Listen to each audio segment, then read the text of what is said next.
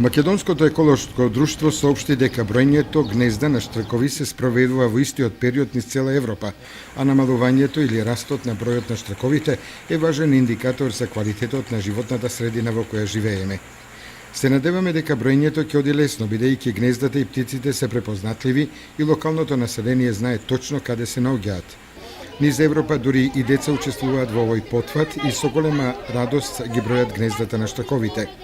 Затоа и ние во Македонија се надеваме на целосен успех, истакнува Ксенија Путилин од Македонското еколошко друштво.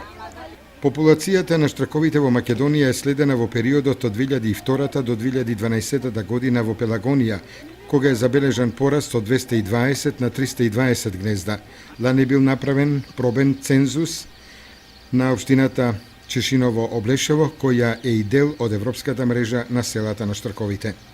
Според досегашните европски истражувања, Македонското еколошко друштво информира дека со намалувањето на бројот на стари големи дрва кои се погодни за вгнездување, се зголемува бројот на гнезда во непосредна близина на човековите населби, особено на бандерите.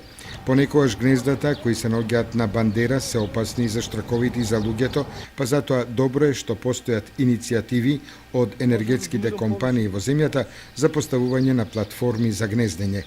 Ваквите платформи, ако се правилно поставени и во право време, штрковите лесно ги прифаќаат.